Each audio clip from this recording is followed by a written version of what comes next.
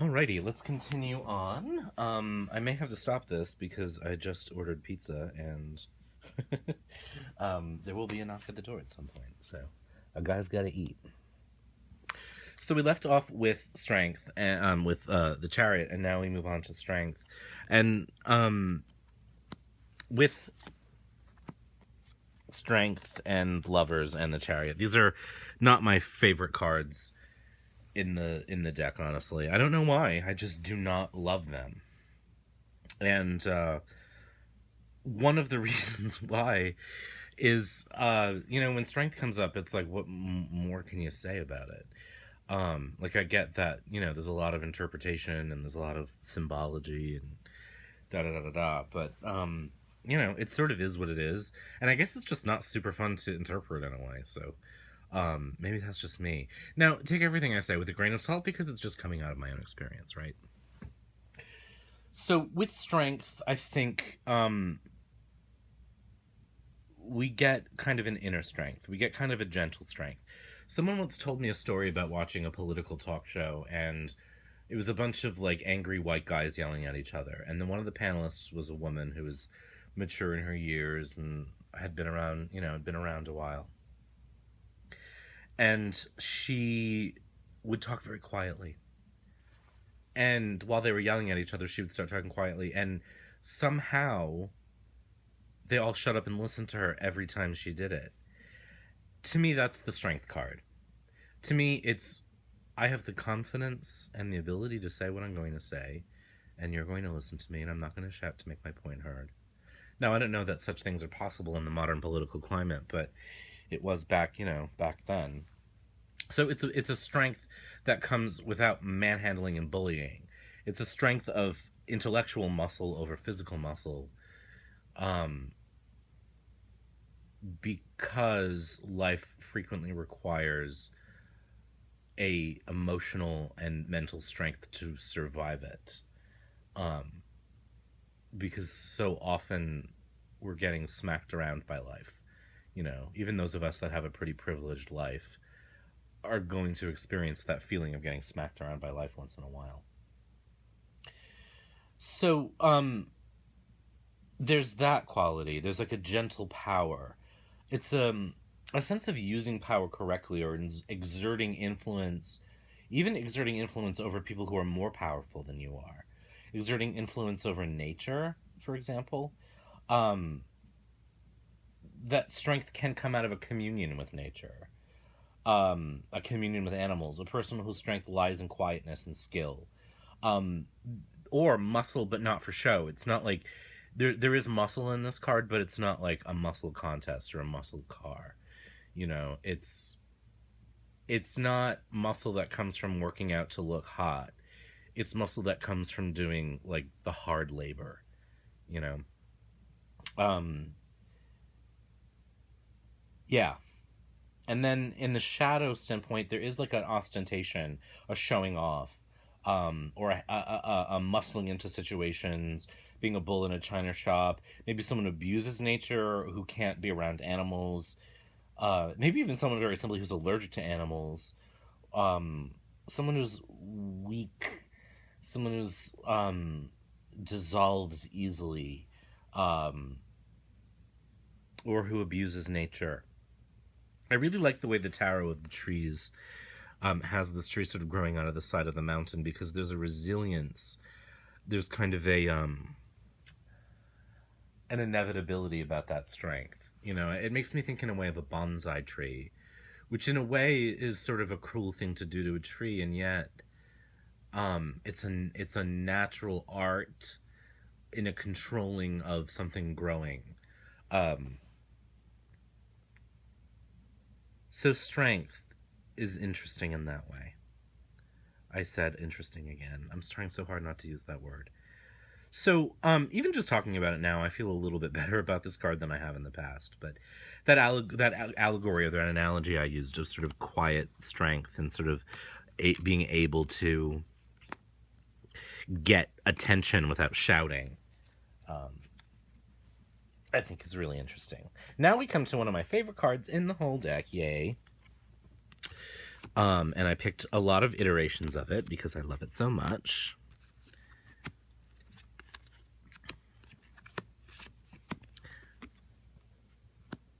You can't see that. Let me put that here. Can you see that if I put it here?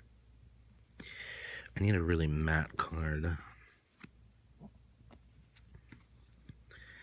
In the light. All right. The Hermit is just a glorious card to me. In fact, I think if I were going to get a tarot tattoo, it would probably be the Waite Smith Hermit. I think about it a lot. I adore the Hermit. I adore the imagery of the Hermit. I know I will not like a deck if I don't like the Hermit. So just to quickly talk about the decks: Tarot of Trees, Raven's Prophecy, Shadowscapes, Fountain, Prisma Visions, Ellis, Robin Wood, and Wild Unknown. Love all of these. Love many more. Why do I love the Hermit? Because I'm an introvert in part. Because I'm an eternal student in part. Because I like quiet. And I've always wanted a mentor in life, and I've never really had an easy time finding one. So I think that's part of it too. The Hermit is someone I'm attracted to as someone who knows what he's talking about, and I haven't super, found people in my life. I've had to kind of be that for myself and be it for others as a result. So, just in my own life, I've lived this experience a little bit in practical ways. So he represents study and wisdom. I think he represents genius in a degree. I think he represents solitude. He could represent academia or a library or a museum. He's definitely a mentor. He definitely knows when to step back. He has the ability to show others the way, the ability to say a lot with very little. A scholar, a teacher, someone who's a positive spiritual influence, someone who's not kind of bound by the rules, that most of us are, too. Whether it's in the Wild Unknown, where you've got, a tortoise who can carry everything with him, or this Raven's Prophecy with the lantern in the wood, without burning the tree down. Like the power is so controlled that you can do that so easily. So he is a card I really love, and what he represents I really love. Just sort of, in addition to that, there is a silence and a solitude and a just spiritual influence. But of course he does have a shadow side too, like all the cards do.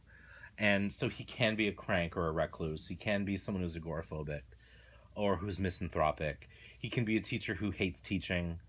A librarian who hates books, I wrote in my notes a long time ago. Or he can be someone who needs solitude and can't find it. Or a need to draw back and not being able to. A fear of being alone. Or a negative spiritual influence. But most of the time, I read him as a pretty positive card. There's just a quietness, and it's just like, if you've ever been in that position of wandering around a museum alone, or being anywhere and just sort of having a lovely time being alone doing it, I feel like, I don't know, it's a lovely experience. The lamp is really interesting to me too, and I think the idea of being able to help people, of being able to show them things, of being able to teach things. I do love teaching. It's one reason why I love doing these videos. It's one reason why I love teaching writing workshops. It's one reason why I work in corporate training and learning design. And I also love learning. It's one reason why I'm working on my master's degree. You know what I mean? I'm putting myself into debt more, in order to just have an MFA in something I really love. So, yeah, it's a favorite card of mine. And I shall not belabor it longer.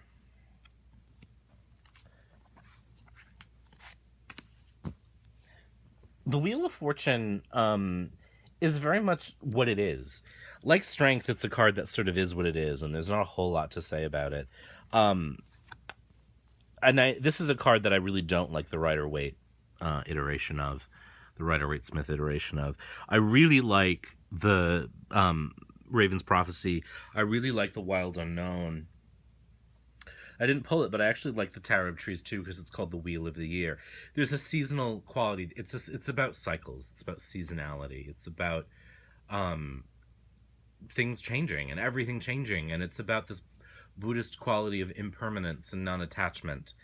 And so we can be up and we can be down, and we're going to be up and down, and you know, um, Thich Nhat Hanh, the Buddhist writer, says, you know, I never think about how happy I am to not have a toothache until I have a toothache and I'm suffering. But then when the toothache goes away, I'm not happy because I didn't notice it go away. And so in there, I think, is a lesson with the Wheel of Fortune of trying to, excuse me, of trying to be happy when we don't have a toothache. And then knowing that when we do have a toothache, it'll go away.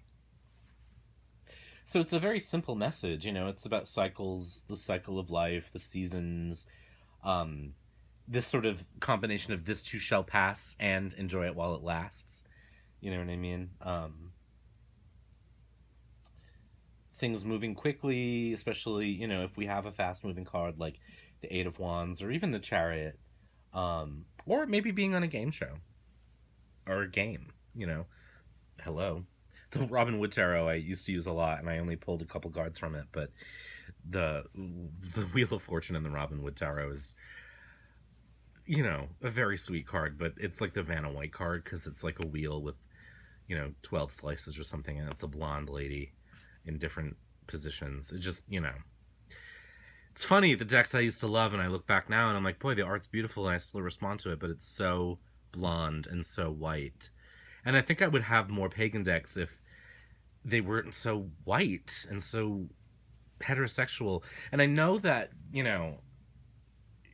paganism is largely based on Celtic traditions. And so, but I feel like we kind of get away with that too much. So, I don't know. I'd love to see more pagan based, and I'm not a Wiccan or I'm not a pagan, but I do respond to that imagery frequently. I wish we could have a more universal deck that did that. I'd love to see a recoloring of the Waite Smith that was more culturally universal, I guess. But whatever. Can you foist that on a deck? Is it true? I don't know. Anyway. So the Wheel of Fortune in its shadow aspect can be stalled, inability to detach, clinging to the present, really trying to cling to things that are moving on, or it can be moving slowly, downsizing. I put down in my notes. That's interesting. A rigged game, or even the very, very opposite of things moving way too fast. So that's the Wheel of Fortune.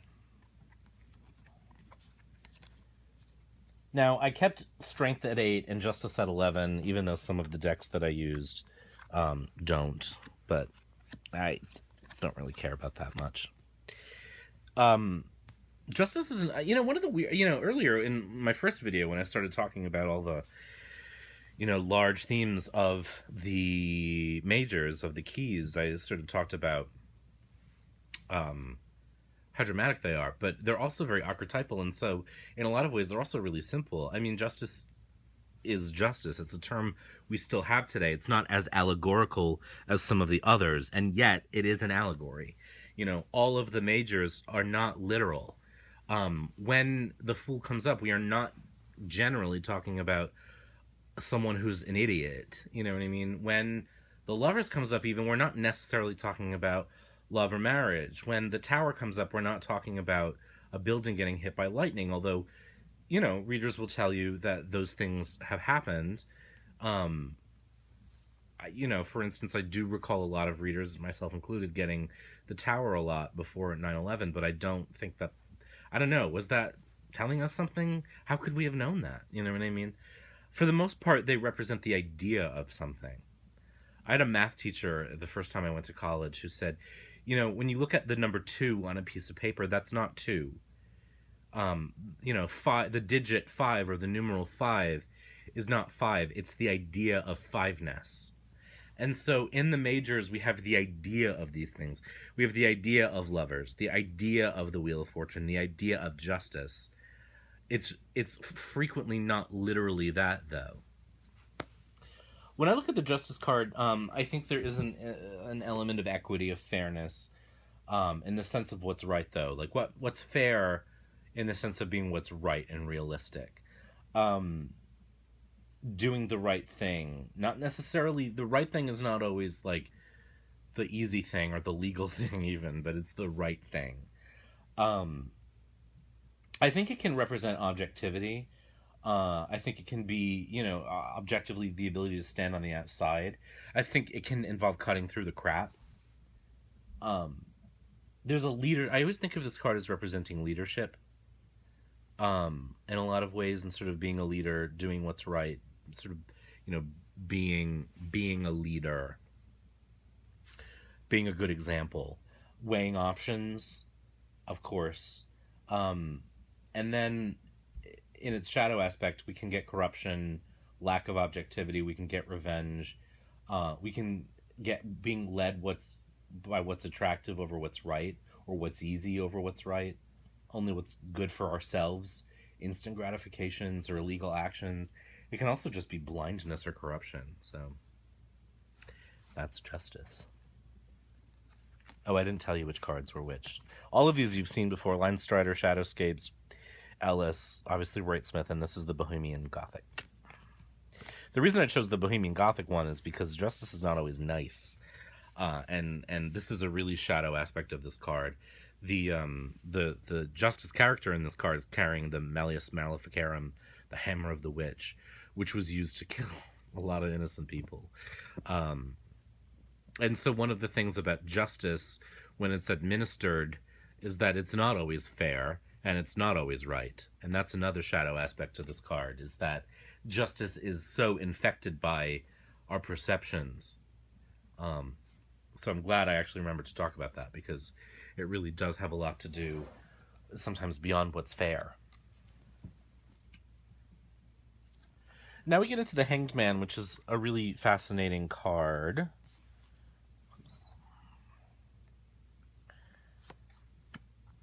Because people really interpret him in a lot of different ways. There is a shaman-like quality to him, and so I think this does involve going inside in really uncomfortable ways in order to grow and see things. And one of the things about the shamans is that they had to go through a lot of painful things in order to kind of come out the other side and learn, you know what I mean? So in the esoteric traditions, they had to go into really deep states of suffering. I have to pause. I'll be right back. Right, sorry, back. So, yeah, I mean, the pizza got here. Boys gotta eat, right? I had chicken soup earlier, which is, something that makes more sense when you're sick. Worst chicken soup ever. It tasted like hot water with undercooked carrots in it. I hated it. So anyway, the Hanged Man. So as I was saying, shamans need to go through a great deal in order to attain their power and to come out the other side affected and changed. And with card number 12, the Hanged Man, I feel like that's what we're going through in this case. It's like a putting ourselves through something in order to come out the other side of it changed.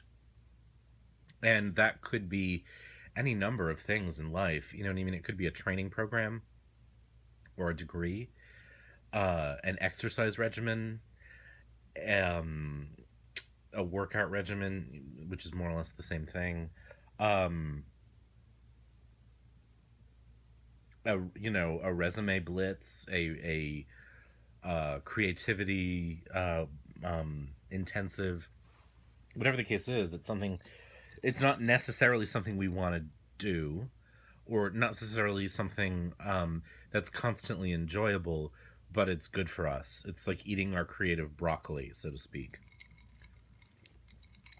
So the Hanged Man is sort of a representation of those times that we endure for the benefit of. And in that way, it can also speak to relationships where we do things we don't want to do for our partners. We go to the party we don't want to go to, or the whatever. So there's that too, in a more banal level. I think that when you see the Hanged Man, there's a meditative and self-sacrificial product to it. Um, as I talked about, there's like a letting go quality. Um, there's a giving up of the self for the greater whole. Um, Letting go of control. There's also, going into a spiritual exploration phase. So, just even if it's not painful or something we have to endure, it's just saying, well, I'm gonna, this month I'm gonna focus only on my spiritual stuff. I'm gonna focus only on that part of me. I'm gonna refill that cup rather than working or going on vacation. I'm gonna spend time, meditating or reading or whatever the case is. I think that the ability to relax or lean into a situation is also part of this. So kind of knowing that it's not the best case scenario, but it is what it is, and I'll come out the other side of it. So rather than fight it, I'm going to lean into it. Um, I mean, like anything that's hard to do, like an exercise regimen. You know what I mean? I could fight this, or I could just do it. So there's that part of it. Then in the shadow side, I think we get an inability to see things from a different point of view, an inability to relax or meditate, a resistance to transformation, a resistance to putting something else above our own state, an inability to stay calm and centered in a storm, which was one of the other things I had for this card, is the ability to stay calm in a storm. The unwillingness to go deeper into a situation, you know, to go deeper down, to go into the crevasse, so to speak, in order to find what's really there, to do the hard work, the hard spiritual work, the hard generative work that takes us into the next phase. And again, in a shamanic standpoint, when they go into these journeys, these shamanistic journeys, they're going to encounter all these awful things, and they're going to die to themselves. And so that's why we go from the Hanged Man into the Death card, which is next. You know what I mean? Because having gone through the experience of this, we don't come out the other side. That version of us has changed. That version of us doesn't exist anymore. I think back to my I'm 37 now. I think back to my early 20s. Say, it doesn't seem like that long ago. It was only 17 years ago. Less, you know. And I was about 19 when I started reading tarot. When I started learning about it, interestingly, I don't remember who that person was. Like, I know that was a person, and I have a sense that it was me, but I don't. I guess remember isn't the right word. I don't feel like I was that person. Like, oh, that was someone I used to know. That was one of my friends. So in the space between the Hanged Man and death is that feeling of, or is that moment where we don't even know it's happening usually, but in a few years we'll look back and say, oh God, who was that person? That wasn't me. Like, I don't do those things. And as life goes on, like that keeps happening over and over again. We constantly are evolving, and we're constantly going through things, and we're constantly dying to the old version of ourselves as a new version of ourselves emerges. And so the 12 and 13, the Hanged Man and death, are kind of married in that way, and most of our life, in a weird way, takes place in the space between those two cards, which is not something I'd really thought about much before, but it's true. Because I said earlier, these are allegories, they are archetypes, they're not literal. And so yes, people will read death as literal physical deaths in some instances. I don't, partly because I'm gonna make another theater reference. I'm sorry. I hope there are actual theater people out there that get these. There's a song in the musical Little Night Music, called Every Day a Little Death, and it's actually about sex. And the Victorians used to call sex a little death. Um, for very Victorian reasons. But with each day that goes by, we do experience a little death because everything that happened before it is gone. It only exists in memory. It doesn't really exist anymore. And again, in the space between 12 and 13 is that experience. So every day is a little death. Um, we don't die every day. Skin cells do. Um, but physically we're more or less the same from day to day, but the experiences we had yesterday don't exist anymore. The experiences we had an hour ago don't exist anymore. They exist only in memory, and most of those memories aren't even gonna stick around long enough because they're not valuable enough for us. So we remember the big stuff for the most part.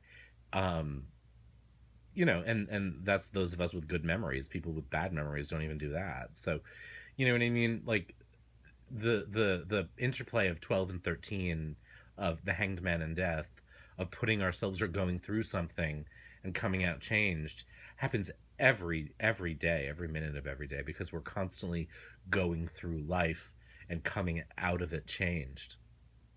But we only really see it in retrospect.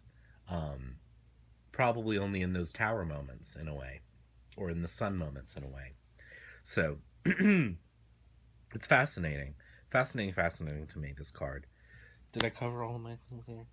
Yes. All right. So there was a decent transition into 13, which is the death card.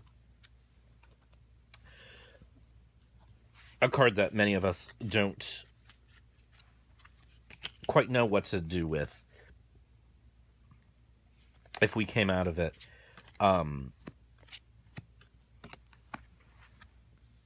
If we came at it from like a scared place. I keep doing this. This just doesn't work this way. Nope. I'm trying to avoid the glare on these shiny cards. Glossy cards are lovely because the images look richer, but it's like glossy screens on Mac products. Yeah, they look rich, but they're very difficult to have at the right angle. Anyway, this is a card I'm always curious to see how people handle in their artistic interpretations. So this is the Margareta Peterson. Prisma Visions, Tower of the Trees, obviously Waite Smith. I don't know, again, the name of this deck, but this is that Dutch ripoff. Wild Unknown, which is my favorite iteration, and the Shadowscapes. See, let's put her up there. Maybe if I lean it on my pen. No. Well, we're just going to have to deal with the glare. Anyway, how people approach this card from an artistic standpoint is always interesting to me because we're always trying to fight the inevitable. So we don't necessarily want this card to represent literal death, and for most of us, many of us, we don't interpret it that way. And as I said, the majors are really allegories, and so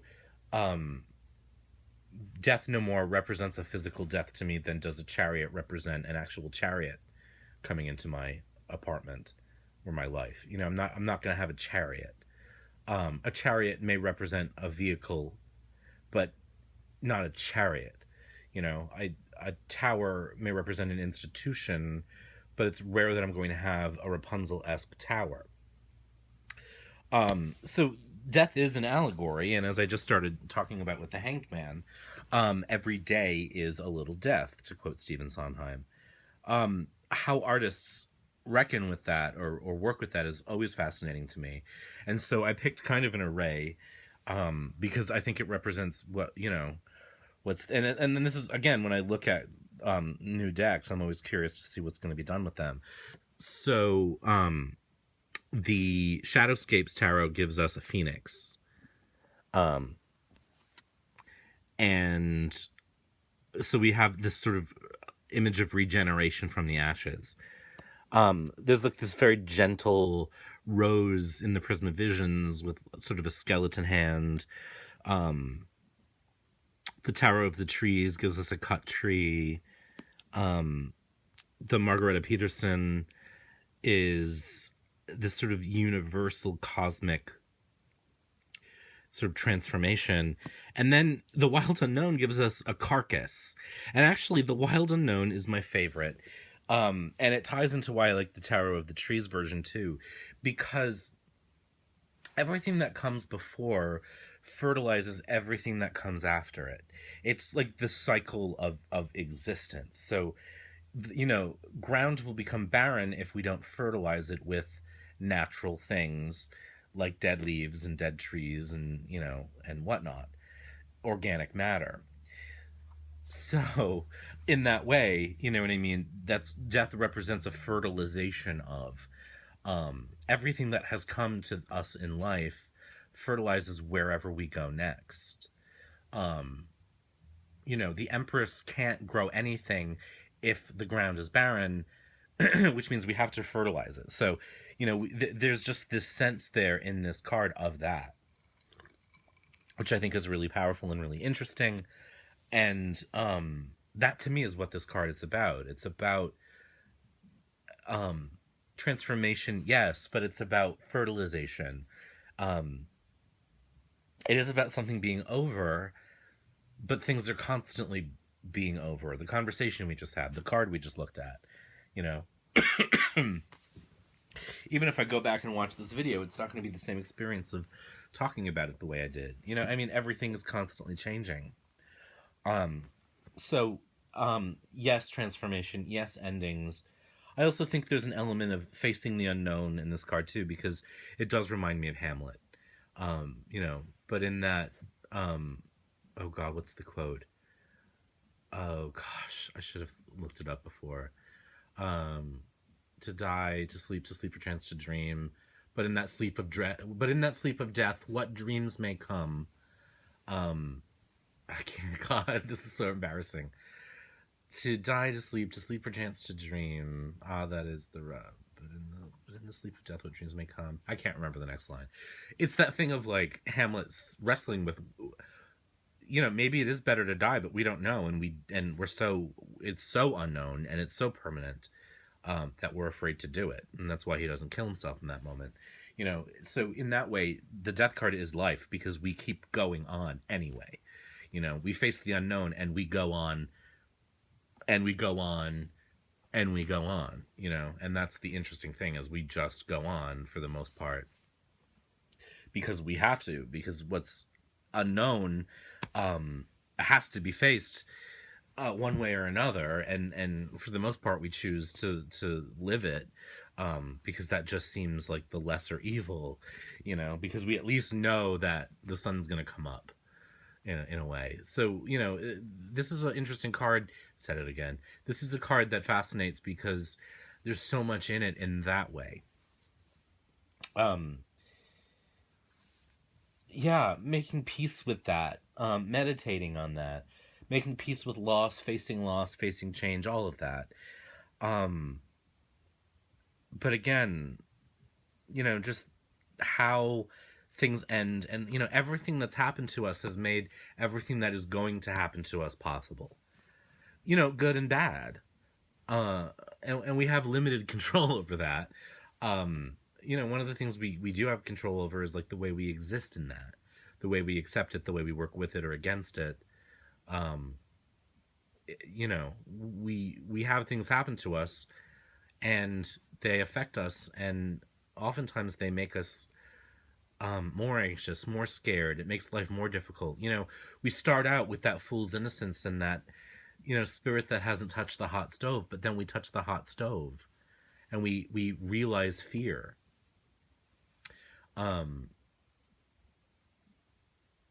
We can't ever go back to not having experienced that, but we keep going.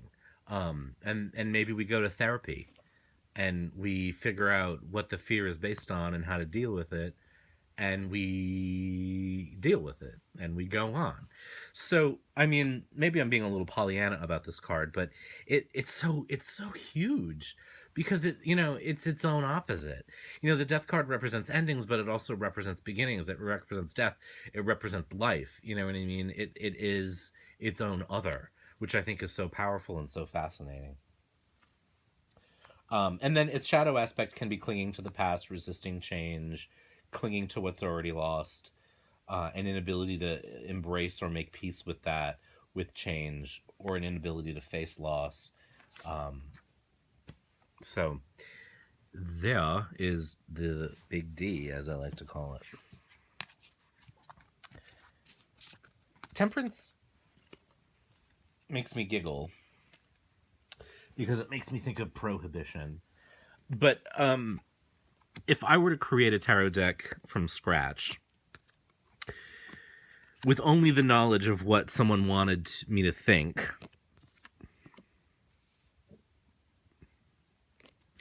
I would probably call this card Moderation, because it suggests a middle path in a way, having come through the drama of death in its way. We have a more temperate view, a more moderate view.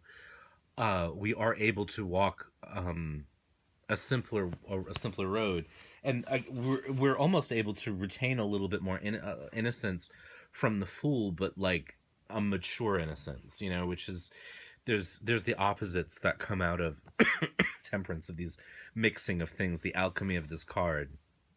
So we have a kind of moment of peace, a moment of innocence, but it's a mature innocence. It's an experienced innocence.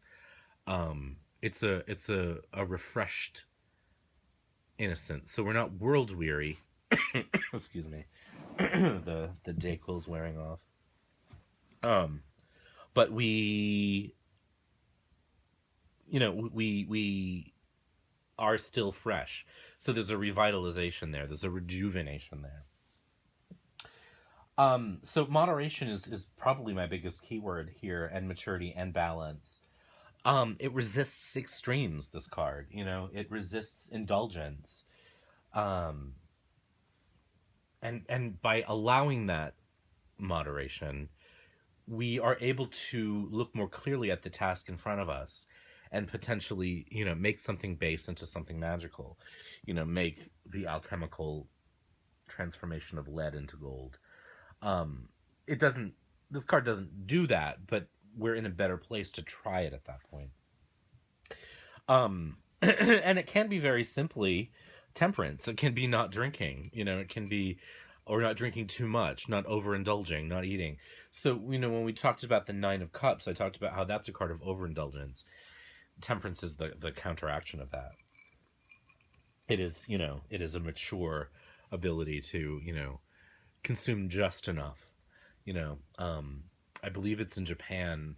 There's a theory of eating where you eat until you're, I'm not going to remember the percentage, but it's like eat until you're 75% full, say, and stop then. Because you will fill up more. But if you eat until you're full, you've eaten more than you need to. The Temperance eats until she's 75% full. So then the shadow of that is immoderation, intemperance, imbalance, immaturity. If the Nine of Cups were showing up as heavily influencing Temperance, I might look at the shadow in there as overindulgence. It can be prone to extremes. It can make something baser, or at least not the ability to make it into something more. But it's a very gentle card, and I love it for that reason. And it does represent a maturity. It represents a quietude, a stillness. Most of us who try to meditate have a hard time with it because we're in the early, Fool, magician, high priestess state, and we're not ready yet. Like, the high priestess will give us the instructions, but until we get to Temperance, we're not quite ready to really try. So in terms of a journey, there's that. It also prepares us for the next couple cards. So we get a little bit of a calm before the storm, because from Temperance we go to indulgence, from moderation we go to excess, in the Devil. So we have to kind of learn how to face the things that we're going to face in order to face them well. And the devil is in many ways the shadow of temperance itself. So the cards are sort of linked because the shadow aspect of the devil theoretically is, the opposite of the devil is temperance is the opposite of the devil. So there, it's telling that they're 14 and 15 and they're so closely linked because they are each other's other. And with that said, let's take a look at that card, because I think there's a lot of interesting things to talk about there, obviously. So in Temperance, essentially, is what the devil brings us. But let's talk about some positive aspects of the devil, because I think this card can be positive too. And there is a freeness, there is a party spirit, there's a bacchanal, an opportunity to overdo it. This is Mardi Gras, this is the Carnival. This is, where rules don't exist anymore. So we do have times like that. It's a vacation from the norm. It's the Feast of Fools. It's sexy. It's dark. It's, it does have that quality to it. As long as we have temperance in front of it to stop us from going too far. And that's the danger with all of those things. It's the danger with going to Mardi Gras that we overindulge.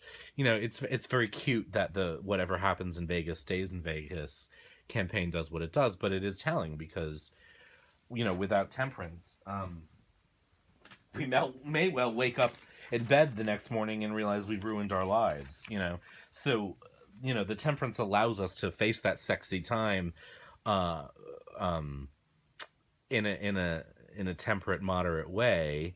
So it arms us to face Mardi Gras and not, wind up with alcohol poisoning. But the influence and the seduction of the devil is so strong that it really can overcome and lead to the tower. So if we bend more towards temperance, we'll be okay. If we go too far over the edge, then we experience the tower moment. And the traditional, the devil is a shadow card in its way, so the traditional meanings are really its shadow meanings: addiction, feeling trapped by addiction. The Bohemian Gothic is an interesting deck. I didn't pull a lot of cards from it because it is very sort of winky and tongue-in-cheek in a way, but this card, man, does it say a whole lot. Like this comforting, gentle, this child sort of suckling up to this thing and looking to it for comfort, but it's killing her. You know what I mean? Like, it's addiction. So devastating, this card. So dramatic. So, that's a time where the Bohemian Gothic really kind of goes beyond its little winky tongue-in-cheek movement. Gosh, where was I? Feeling trapped by someone or something who has influence. If this card were partnered with the Hierophant, I would wonder if this person were being drawn into a dangerous relationship or a dangerous group, a cult, even. So there could be that attitude toward it. Feeling stunted, feeling sick of the party, so you can stay too long at the party. And so there's that quality with this. Trying to force people to like you. Also consumerism. Just like Black Friday. Enough said. So the devil is an interesting card, and I think it can be really sexy, but it's also really dangerous, and we have to be very careful with it. Let's do the tower, and then we'll pause again. Because I think the tower, as I said, can come out of the devil card if we don't moderate it with temperance. We get into mucho trouble. I picked a array of cards here. The imagery is very, very similar. But I chose a few things. The Raven's Prophecy has a bonfire. And the Prisma Visions has a house on a cliff. And there's an old play by J.B. Priestley called An Inspector Calls. And it's about a family in their luxurious London house. They're very moneyed, they're very wealthy. The father is a factory owner, and an inspector arrives to question them about a woman's suicide. And throughout the night, we learn how each of the characters could have driven this young factory worker to suicide. And their very secure world collapses as a result of these inquisitions. Um, and then we find out the inspector wasn't real, or maybe he was, but he wasn't a real inspector. Um, and then the news comes that the girl killed. So it's a very old fashioned play in a lot of ways, but it does it this card, this iteration of that card, um, kind of makes me think of that play. And actually, there was a production of it that was directed by Stephen Daldry, who directed Billy Elliot and The Hours. And the house actually collapsed in on itself in that production. So it had a very tower energy, and so this card feels related to that. This one has a bonfire. The rest of them are pretty straightforward. I do like the wild unknown too with the tree, because this may seem insensitive as there are wildfires burning across the country right now, but there is a degree to which natural fires are good for the environment, because again, that fertilization quality. Now, I'm not saying that all of them are, but there are times where this can be a generative act rather than degenerative, which is how we think of the tower. The bonfire is interesting because it's an intentional act, where the rest of these are like sort of natural disaster. This is a cleansing burn, which I think is really, really fascinating. It's a really fascinating choice. Very British, it feels like. Um, so from this card, I get this washing away of arrogance, but in general, a destruction of old institutions, um, an eruption of new energy, maybe a clean slate, a disruption or disintegration of dictatorships. But then instability, sudden rapid change, panic attacks, storms, never feeling secure, never feeling safe. But there's something so necessary about this card. Um, and we don't want to see it because oftentimes when we do, we've been avoiding it. And there are times where if we don't make changes, life will make them for us. And so this card can represent that. If we have not to this point been participating in our own lives, this is what happens. So the tower is in a way an avoidable act sometimes if we stay active in our existence, in our lives. But if we don't, life will make decisions for us. So that's where we get with that. So I'm going to pause here and make this into part 2 of 3. So the last bunch will be in part 3. And I'll talk to you in a bit.